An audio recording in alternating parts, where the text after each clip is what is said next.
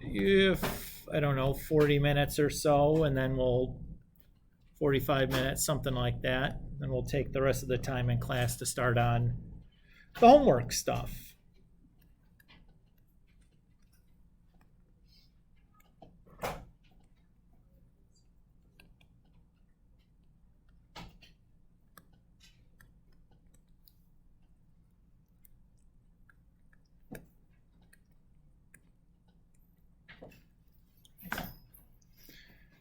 So section 2.4 is probably the most important, like foundational chapter in section in chapter 2.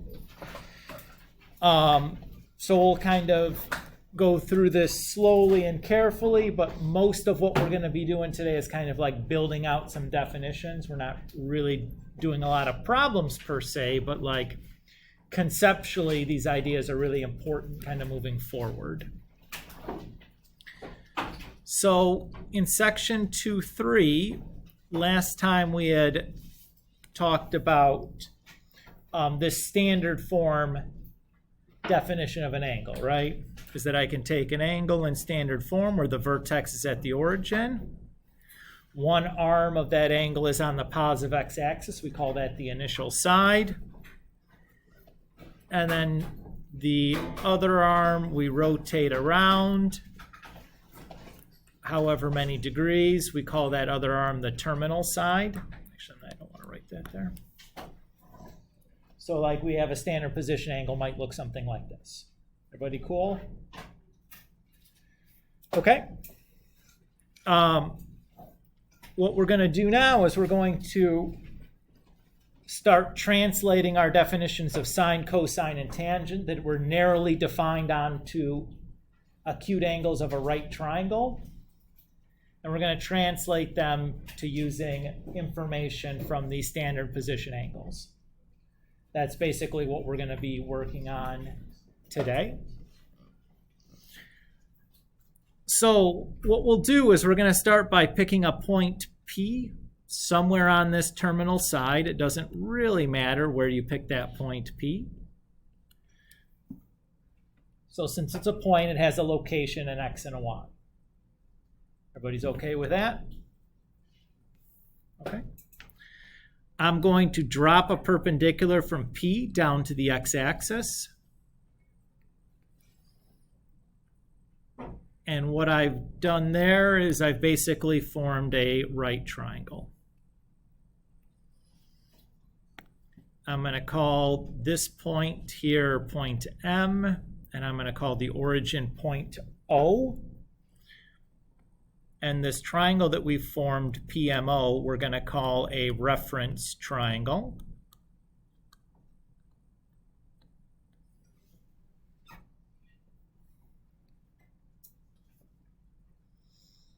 Everybody's okay with that? This angle that's formed between the terminal side of my standard form angle and the x-axis, I'm going to abbreviate with the Greek letter alpha. That's like the Jesus fish symbol. And we're going to call those angles reference angles.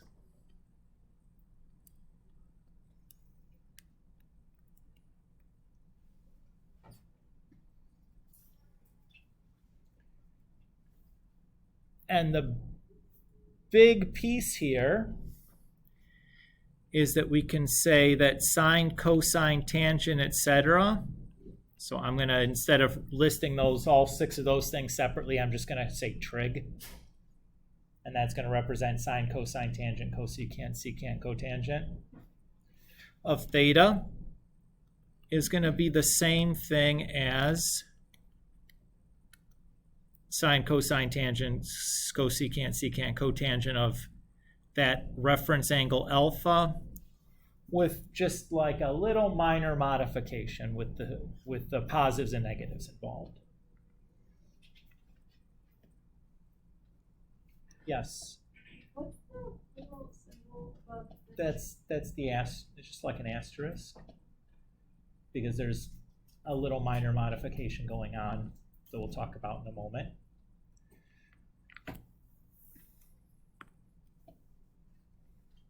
So we've just kind of addressed some vocab and talked about one piece of equality here, right? Let's continue kind of constructing this picture. So to plot a point P that has coordinate xy, we'd go x units on the x-axis and then y units up or down, right? That means that the length of MO should be x, and the length of PM should be y. The minor modification here that I mentioned is that if x or y has a negative value, we're going to allow our triangle to have negative side length. That's all. Everybody's okay with that idea? Okay. So how can I find the length for side PO?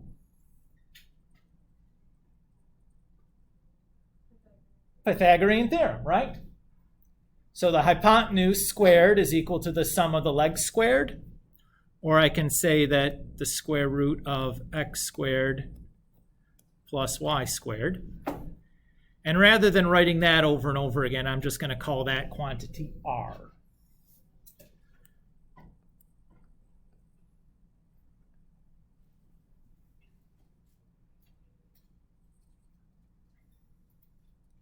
Yes, Sydney. Why is the square root of x squared plus y squared? Because r squared is equal to x squared plus y squared. So r is equal to the square root. Is that cool? Okay. Jacob. So r just stands for x squared plus y squared. Yep. Yep. I'm just using it as an abbreviation so I don't have to write that a bunch of times. Okay. So since I know that sine of theta is basically the same as sine alpha, I can say sine theta is opposite, which is y, over hypotenuse, which is r.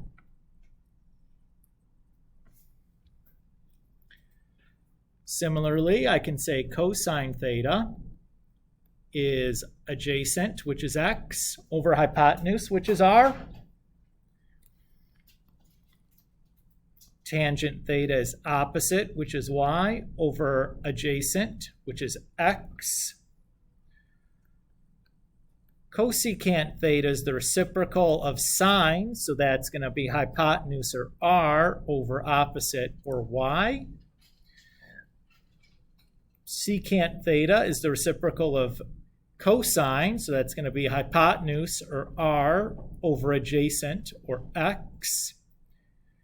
And cotangent theta is the reciprocal of tangent, so that's going to be adjacent, or x, over opposite, or y.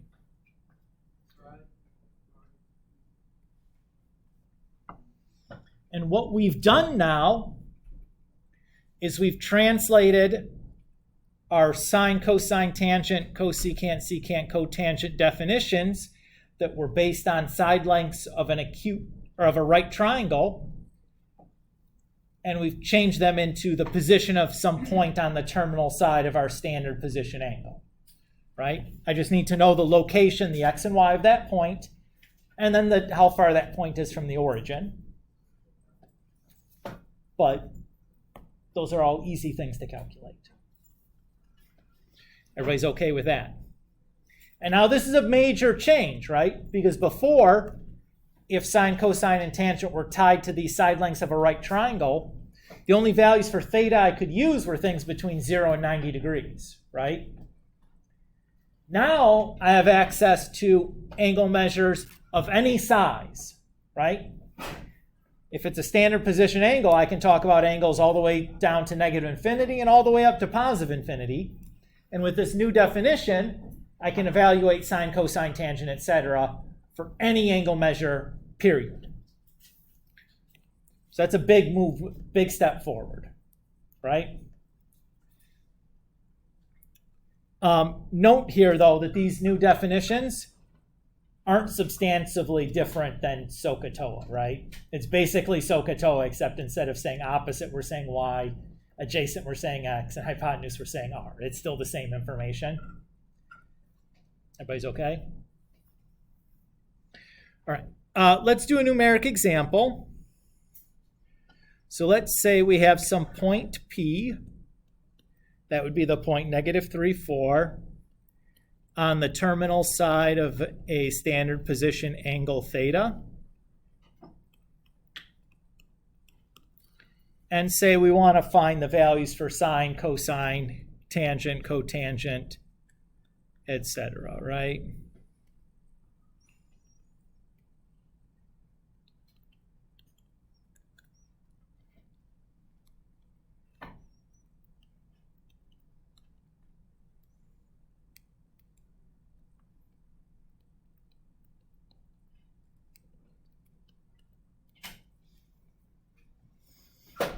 Okay. Not really necessary to draw a picture to do this problem, but we're going to draw one anyways, just because I want to get used to kind of connecting this new definition to what we've done before. Everybody's okay with this?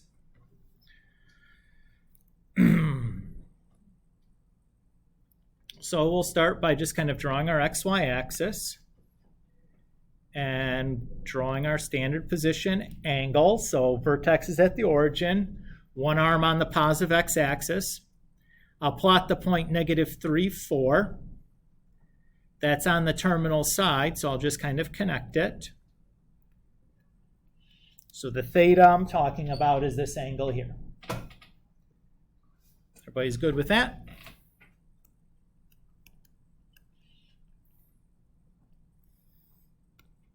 So I can think about my right triangle.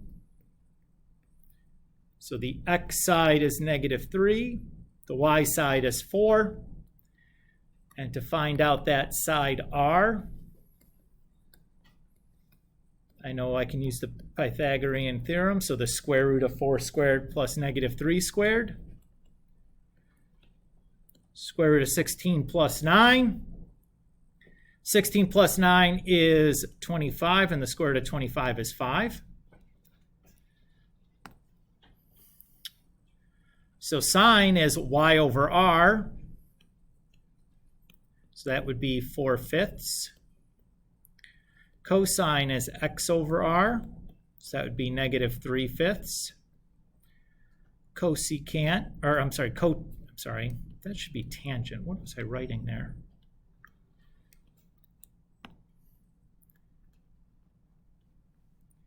Tangent is y over x. So that's 4 over -3.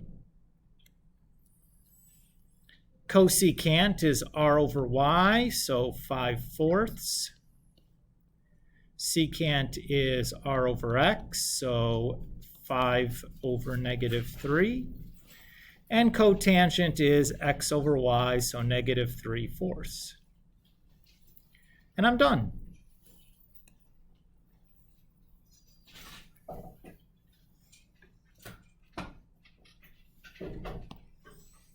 Is everybody okay there? Again, you could have also done the same thing by using SOHCAHTOA on the right triangle that we drew in the picture. Could have also done that, right? Get the same answer doing that as well.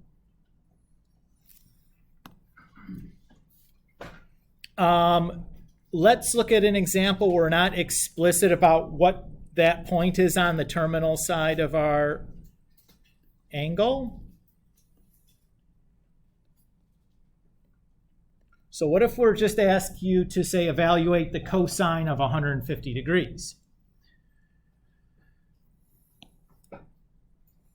Well,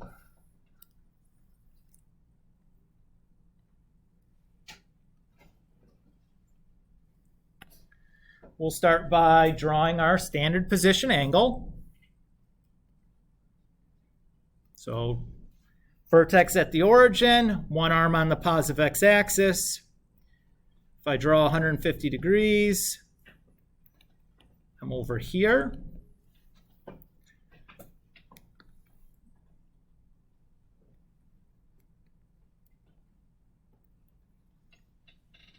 Everybody's okay there? Okay.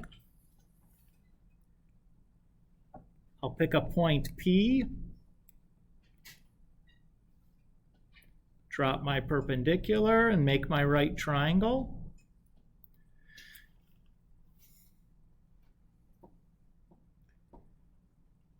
Now, what is the reference angle in this situation? Since I was given theta, I can certainly figure out my reference angle. It'd have to be, Sydney? 30 degrees is correct. I know that a straight line is 180, and we've gone 150, so 30 more would get us to 180. That means that this angle here is 60 degrees, and what we're working with is the 30, 60, 90 special right triangle. So I can fill in the side lengths. Instead of using like x root 3, and 2x, I'm going to use a's instead of x's because I don't want it to get confused with the x coordinate. So I'm just going to use a's in my triangle. Is that okay with everybody? So this side is negative a root 3. This side is a, and this side is 2a. So the point here is negative a root 3, comma, a. Everybody's good why I wrote negative a root 3? Because I'm on the left side of the x-axis there. That's the place that's easy to make a mistake, so we do need to be careful here. You're going to see that this subject matter is often like very detailed with like negative signs that are placed for geometric reasons less than algebraic reasons. So we have to be careful about understanding what it is that we're doing. But now that we've drawn this, we've ascertained our values for x, y, and r. So cosine is x over r. So that is negative a root 3 over 2a, or just negative root 3 over 2.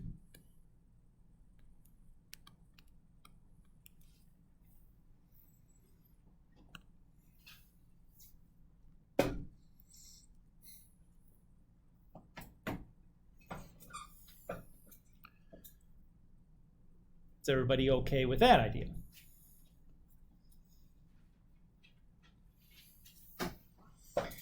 And we could do something similar for any angles theta where the reference angle is either 30, 60, or 45 degrees, right? Anytime we draw our angle theta and the reference angle is one of those three, I can draw my special right triangle and do something simpler. Sydney.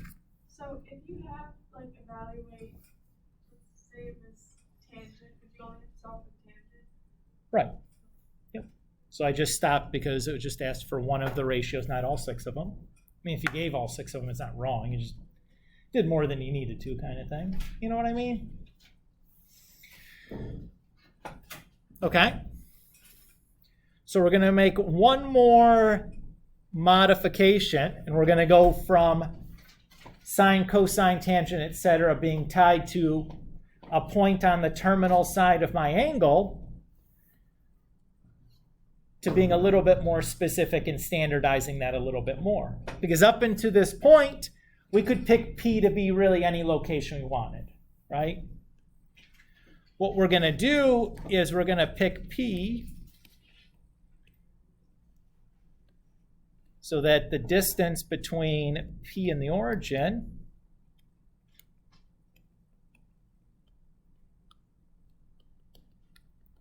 is 1.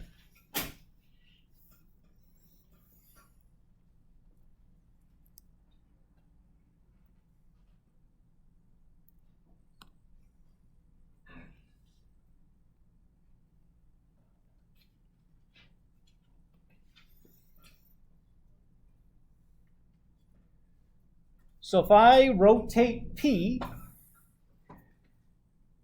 the distance between P and the origin is now fixed at 1 unit, right? If I just kind of rotate P along here, what kind of shape am I going to make?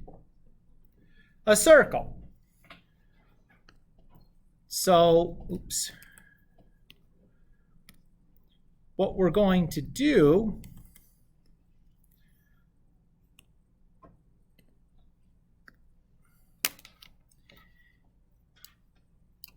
is we're going to have a circle with radius 1.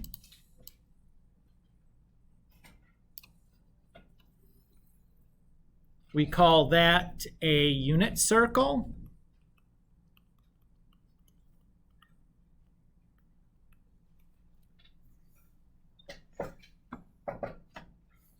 So if the radius is fixed to 1 and sine theta was y over r,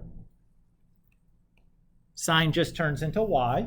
Yes, Dominic? So is that why you called the hypotenuse r before? So it's actually just like the radius of the grid? Yep. So that the lettering still makes sense as we move into a new definition. Exactly right. And cosine is x over r, and if r is 1, then cosine is just x.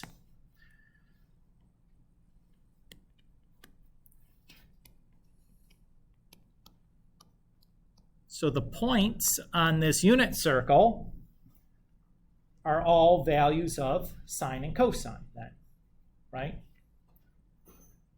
The x-coordinate is the value of cosine theta, and sine is the value of, and y is the value of sine theta. For that is our theta. Everybody happy with that?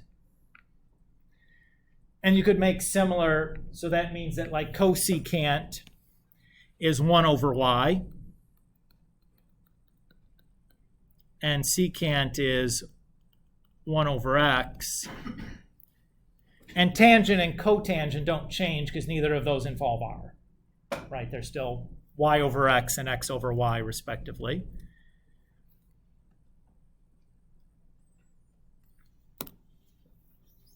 So let's take this idea of the unit circle, along with the observation that we made when we did cosine of 150, that anytime we have an angle whose reference angle is 30, 60, or 45, we can find the exact values and do that information once to kind of create a shortcut so that we don't have to really draw the picture and build our reference triangle and do all that mumbo jumbo every single time. So if you look in the content library, you'll see a blank version of the unit circle here that we're going to fill in together. Yes. Paul. Oh, stretch on, brother. All right. So I'm going to start with the 0-degree angle, which is also 0 radians.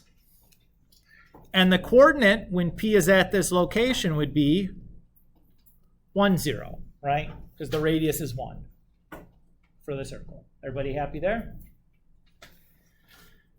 I'm going to skip up here to 90 degrees. That's the same thing as pi over 2. There, the coordinate is 0, 1. And we'll do, 180 degrees, which is pi radians, which would be negative 1, 0. 270 degrees, or 3 pi over 2 radians, which would be 0, negative 1. So far, so good? Okay. Let's do 30 degrees next. So 30 degrees is the same thing as pi over 6.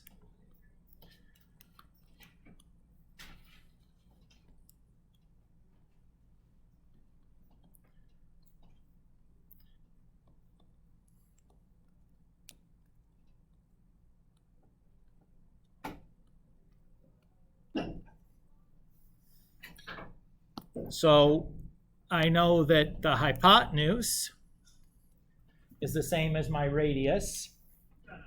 And if that has to be 1, that tells me A is 1/2. Maybe I'll just write it here. And if A is 1/2, then A root 3 has to be root 3 over 2.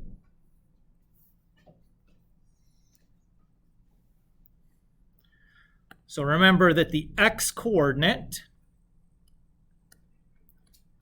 is cosine and the y-coordinate is sine.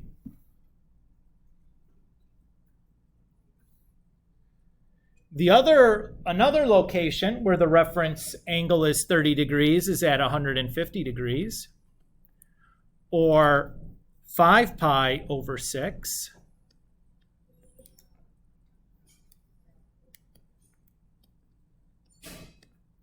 So here, the x and y coordinate should be the same, except since we're in the second quadrant, I know the x coordinate is negative.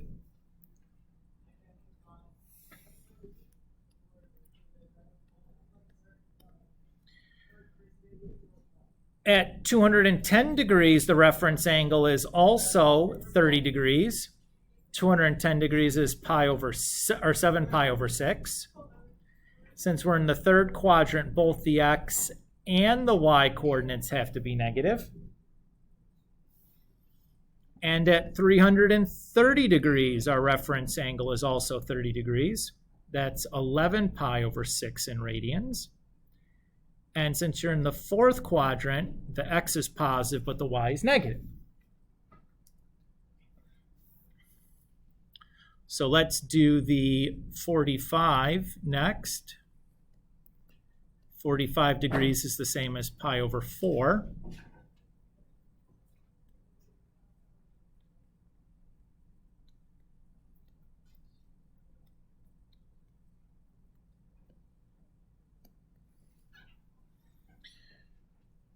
So again, if the hypotenuse has to be 1,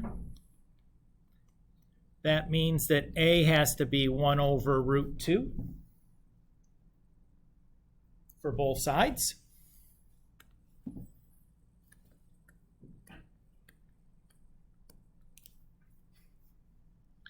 In the second quadrant, 135 degrees also has a 45-degree reference angle. That's the same thing as 3 pi over 4. And since we're in the second quadrant, I know the x-coordinate has to be negative and the y positive. In the third quadrant, it would be 225 degrees, or 5 pi over 4.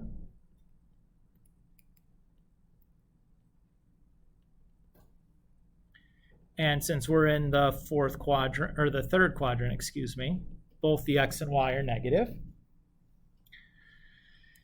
And 315 in the fourth quadrant will also give us a 45-degree reference angle. That's the same thing as 7 pi over 4. And since we're in the fourth quadrant, the x is positive, but the y is negative.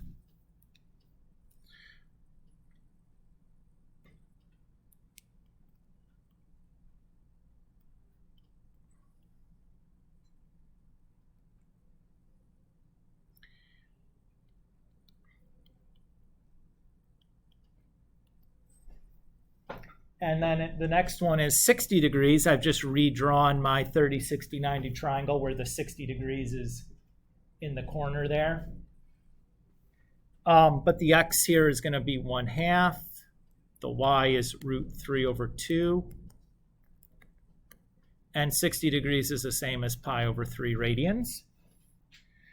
And I'll just track that along. So 120 degrees. And that's 2 pi over 3. The x is positive, but the y is, or sorry, the x is negative, but the y is positive. 240, that's the same as 4 pi over 3. And again, the x is positive and the y, or sorry, the x is negative and the y is negative. And the last one is 300, which is the same thing as 5 pi over 3. And here the x is positive, but the y is negative.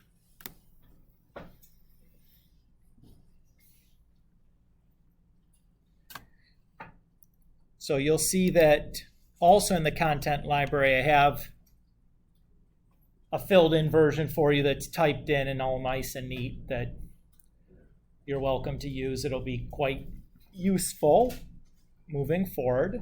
Not something I'd ask you to memorize, just something you should be able to use. But I think it's helpful understanding what it's doing if we kind of do it by hand once to construct it.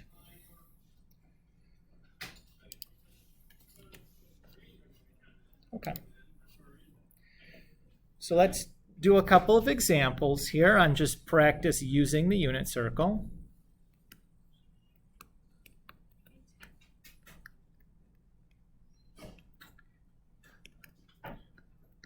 So remember here that the unit circle, all it is a way to shortcut having to draw our standard position angle, build out those 30, 60, 90 or 45, 45, 90 triangles.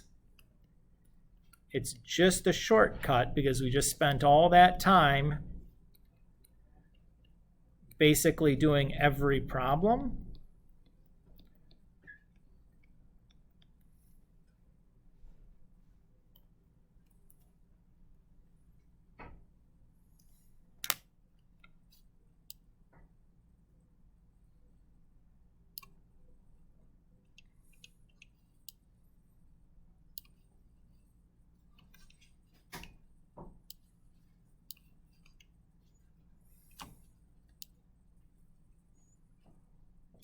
Okay.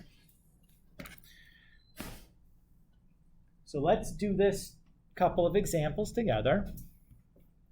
If I want to do sine of 120, I'm going to locate 120 degrees on my unit circle, which is right there. I know that the unit circle definition of sine is y. So if I read the y coordinate off my unit circle at 120 degrees, that should be root 3 over 2. And I'm done. Which is nice, right? That's real fast. Didn't have to draw anything, right? Just using the unit circle to shortcut through all of that mess. If I want to do tan of 5 pi over 4, I'm going to locate 5 pi over 4. Tangent is y over x. So I'm going to take y, negative root 2 over 2, over x, which is also negative root 2 over 2.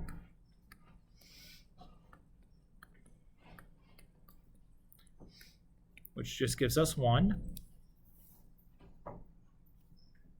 Everybody's okay there?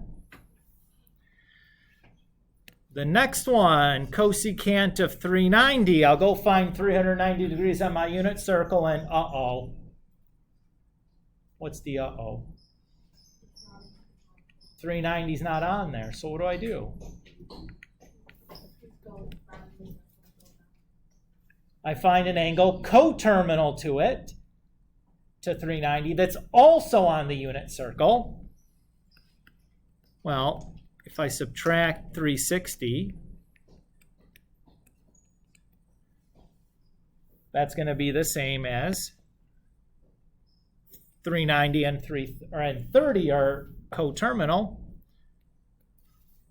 So I'm just going to locate 30 degrees.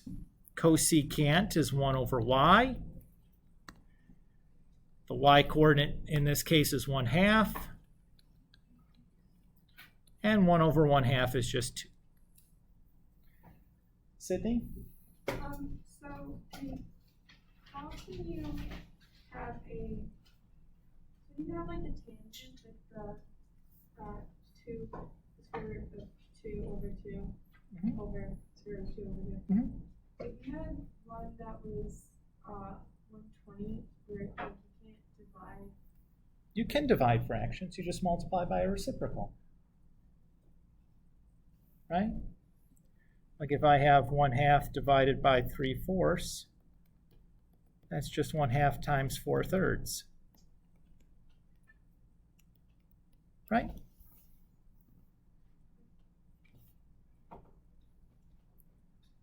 That dividing by a fraction is the same as multiplying by a reciprocal. So it doesn't matter what the fractions are that you're dividing. You can always divide them. You know what I mean? Is that okay, Sid? That's what you're getting at? Okay. So that's just like a little aside there.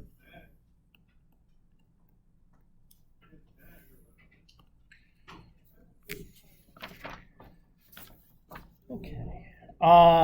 One last example. Let's say we wanted to find the value for sine theta if cosine theta is 5/7 and cotangent theta is negative.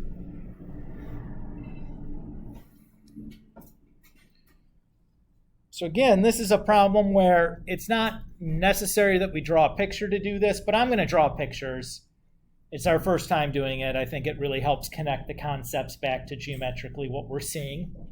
Trig can be much easier if you're able to draw the picture and look at the situation than if you're trying to do everything based on memorization, which can be sometimes quite challenging.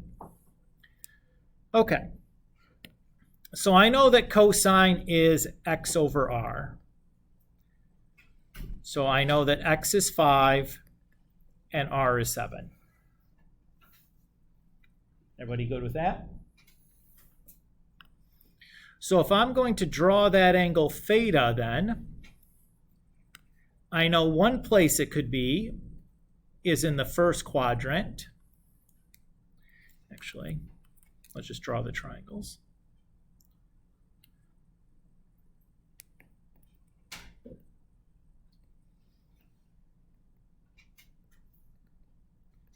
Where the x side is 5 and the hypotenuse is 7, or the radius is 7. But it could also be in the fourth quadrant, because again, the x side is 5 and the hypotenuse is 7. And we're not really sure which we're looking for just based on looking at cosine. So we'll use our other piece of information, that is that cotangent is negative. So I know that cotangent is x over y. And in this case, the x is 5. So if 5 over y is negative, what can I say about y? Well, it has to be negative, right? That's not a shocker. So which one of these two situations do I want? I want the blue triangle, because that's the one where the y is negative. Sydney? So let's find the length for y now. We can do that just using the Pythagorean theorem.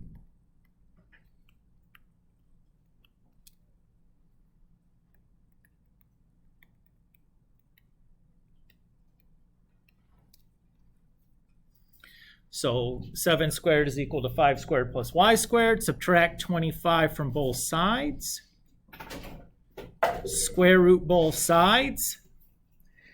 I don't need to worry about the plus or minus because what I'm calculating is a length. I've already accounted for the negative sign in my drawing. I drew the negative in as soon as I figured out that y was negative. But I can simplify the square root of 24 a little bit. Remember, 24 is 4 times 6. And the square root of 4 is just 2. So I'm going to write that in as 2 root 6.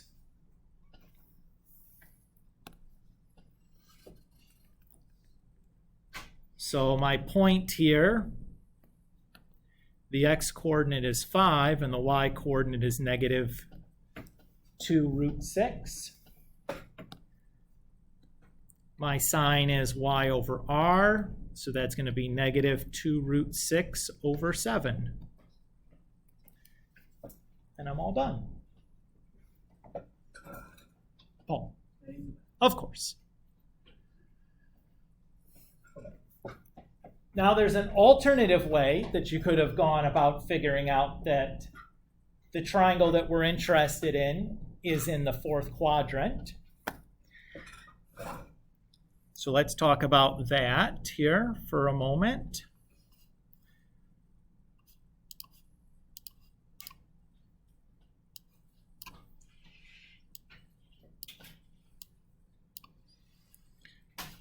So let's say we have an xy axis here. In the first quadrant, x is positive and y is positive. That means that cosine theta is positive because x is positive and cosine theta is x. Correspondingly, secant is also positive. It's reciprocal. Sine theta is positive because y is positive and sine theta is just y. And then cosecant correspondingly is positive because sine is positive and they're reciprocals. And tangent theta is positive because tangent is y over x and they're both positive, and then obviously its reciprocal would be positive. Cotangent. From here on out, I'm just going to talk about sine, cosine, and tangent because we know the reciprocals are going to match whatever the sign of sine, cosine, and tangent is. Everybody's okay with that? In quadrant 2, the x is negative and the y is positive. That means that cosine theta is negative, but sine theta is positive, and tangent theta is negative. Right? Cosine is x, so it's negative. Sine is y, so it's positive. And tangent is y over x, so it's negative. Everybody's cool there?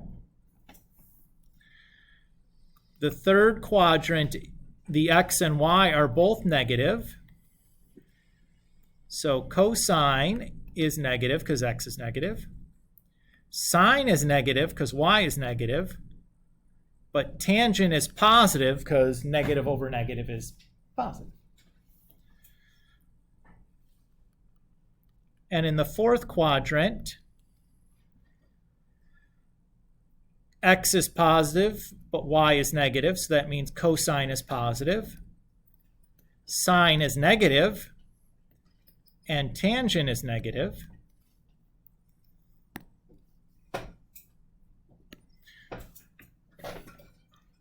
So if I look here, all of them are positive in the first quadrant. Sine is positive in the second quadrant. Tangent is positive in the third quadrant. And cosine is positive in the fourth quadrant. The acronym that I remember from when I was a high schooler was all silly turtles crawl. Was the way that we remembered which one was positive in which quadrant. That made no sense then, but I still remember it, so it couldn't have been that useless. You're free to make up your own acronym if you want to deem something that makes a little bit more sense to you. But the way I would use that information is looking at cosine. That's positive. I know cosine is positive in Q1 or Q4. Cotangent is negative. Well, that happens in Q2 or Q4. Well, the only place where they're both can happen at the same time is in Q4, which would have told me that my triangle needs to be in quadrant 4. So I can use that all silly turtles crawl to go straight to which quadrant my triangle needs to be in, if you prefer. What we did the first time through, I think, is perfectly adequate as well. I like it because there's no memorization involved. But if you're a memorized person, all silly turtles crawl will also give you that same information with a little bit less writing and pictures and all that nonsense. Okay. That wraps up section 4.